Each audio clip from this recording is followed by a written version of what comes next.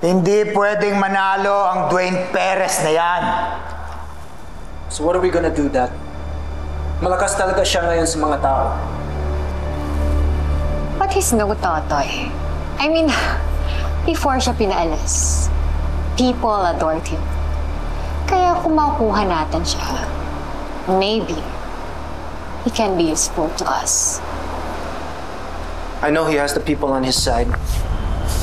But how can one guy possibly be the key to all of this? Realistically pa, anong magagawa ni Totoy laban sa mga Perez?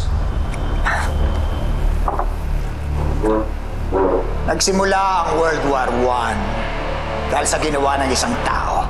Kaya hindi nyo pwedeng maliitin ang pwedeng gawin ng isang individual. Pwede natin gamitin ang Totoy na yan para magsimula ng isang revolusyon o ng isang giyera.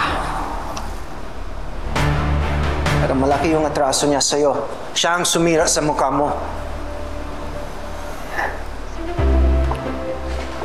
Handa akong pansamantalang kalimutan yan. Pero kapag dumating ang tamang panahon, dudurugin ko ang Totoy bato na yan. So, what's the plan? Magsisimula muna tayo sa mga karatig probinsya natin hanggang dumating tayo ng Maynila. Susuyurin natin ang buong Pilipinas kung kinakailangan. Mahanap lamang natin ang Totoy na yan. Kaya Amber, Yes, Dad. kontakin mo ang mga tracker natin at pakilusin mo na sila ngayon. On it. Tayo na muna ang bahala sa Dwayne na yan. Mahihirapan tayong pasunurin ang mga Perez na yan kapag nanalo sila sa eleksyon.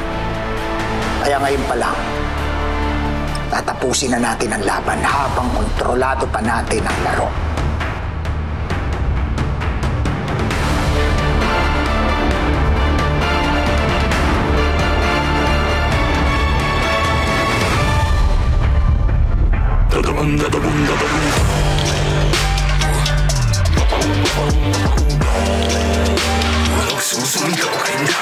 Dahil puso man dirigma, di papakutsa, di papapugo.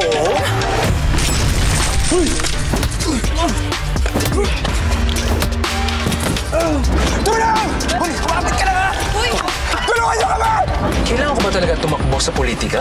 You know, Dad never had to do this, but he was feared, respected. Dwayne Perez! At ang pamilya niya! Sila ang cancer! Did you do this, Dad? Ikaw ba nagpadala sa kanya? No! Kagagawan yan ng mga Perez para siraan tayo. Namukha mo ba kung sino gumawa sa'yo nito? Oo. Sino? Yung dalawang alagad ni Robots.